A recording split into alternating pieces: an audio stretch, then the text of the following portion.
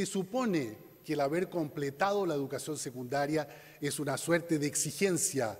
básica mínima para todos. Y vemos lo extraordinariamente distante que todavía estamos de esa realidad, no solamente en los países latinoamericanos dentro de este espacio iberoamericano, sino que también en los casos de Portugal y España. Los economistas dirían, bueno, esto es lo que tenemos, es la acumulación histórica de capital humano porque estamos hablando de la población de 25 a 64 años de edad. Y efectivamente, este es el indicador sencillo si se quiere, discutible en muchos aspectos, pero es el indicador más frecuentemente usado para poder mirar este proceso de acumulación de capital humano. La otra pregunta, claro, es decir, bueno, pero ¿cuál es el flujo? ¿Cuál es en este momento la renovación continua que está experimentando a través del sistema de educación formal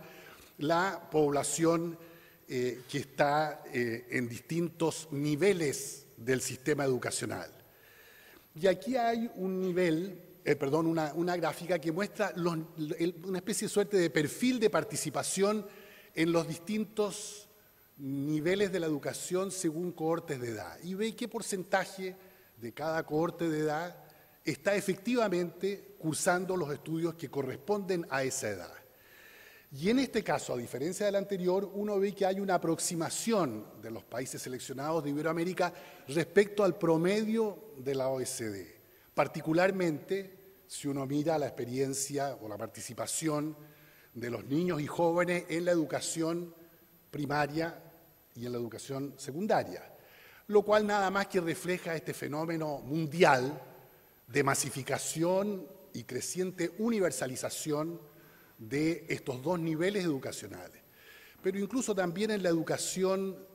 terciaria, en la educación postsecundaria,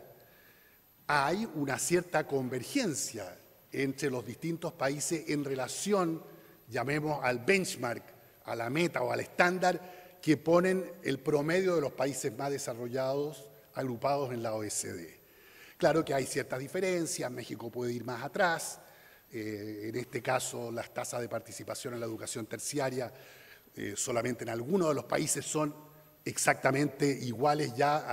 al promedio de los países de la OECD, pero otra vez hay una clarísima aproximación, tal vez donde hay más diferencia es a nivel de la educación preescolar, donde España tiene clarísimamente una clara ventaja dentro de Iberoamérica, por la muy alta tasa de participación en las edades tempranas, pero donde también, si uno mira los estudios recientes, ve que en el conjunto de los países de Iberoamérica, en la parte sur, digamos, en América Latina,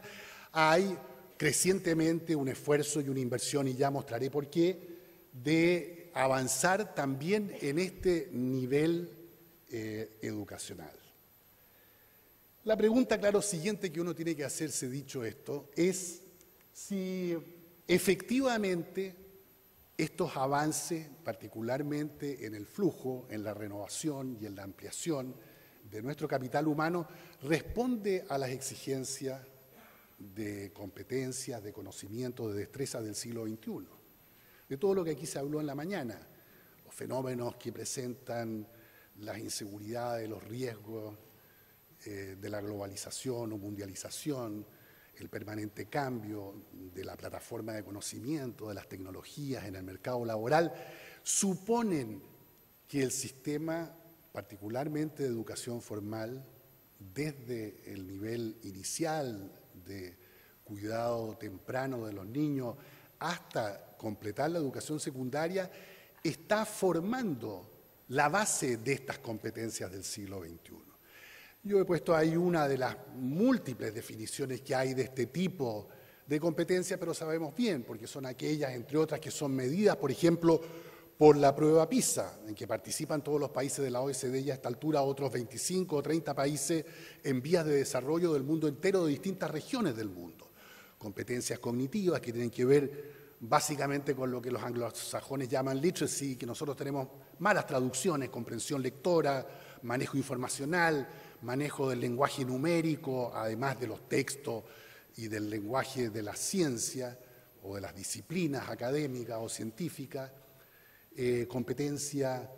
propias de lo que suele llamarse ahora inteligencia emocional, es decir, las competencias de la vida interpersonal, capacidad de trabajar en equipo, de relacionarse con otros, resolver conflictos, trabajar en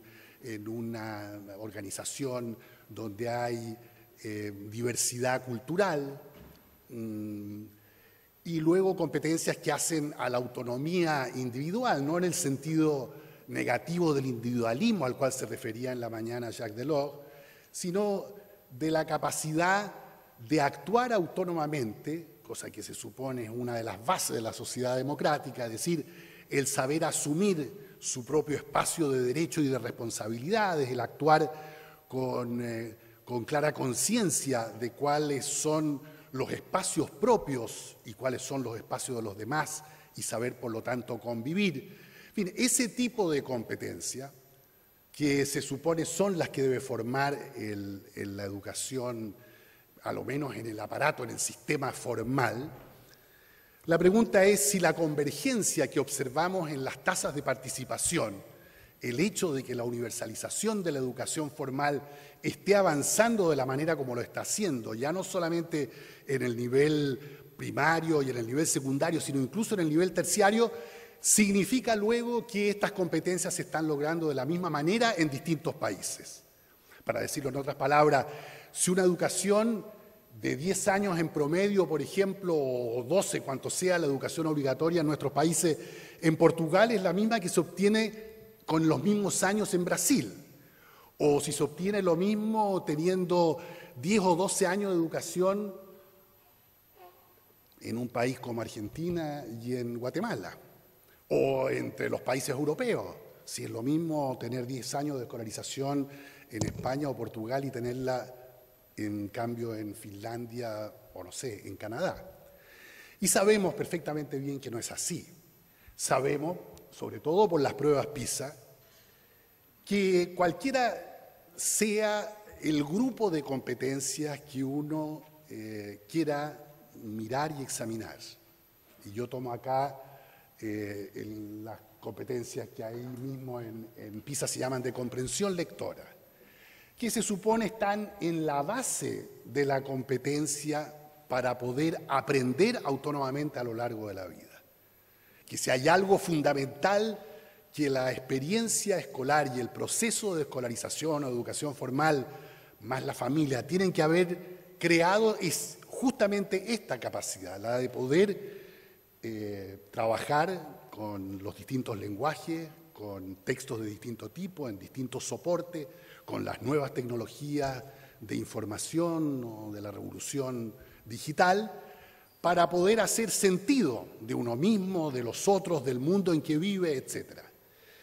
Y este cuadro, siempre dramático, particularmente cuando uno lo mira en América Latina,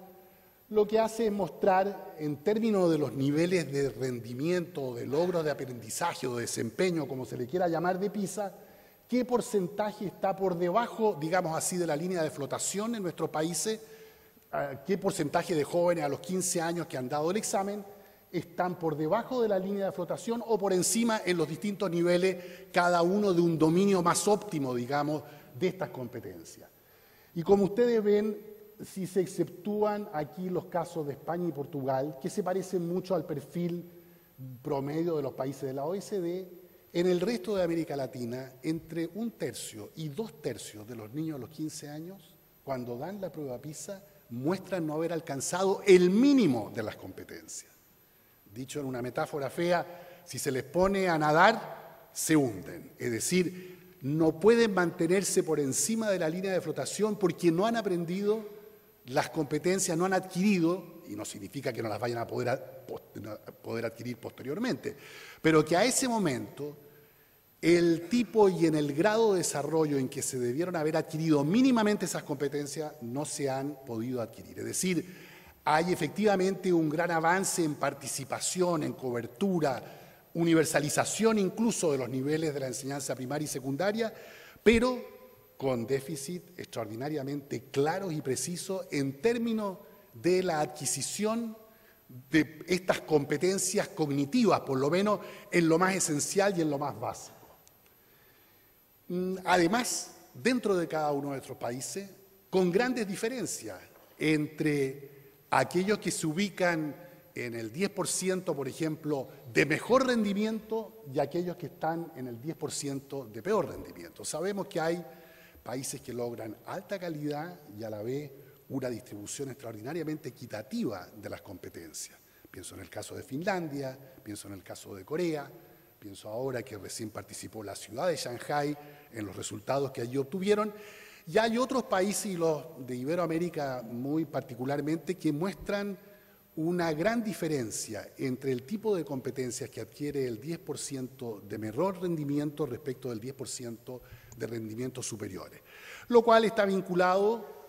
por lo menos a dos grandes factores. En el caso latinoamericano, muy evidentemente, a las desigualdades en la sociedad.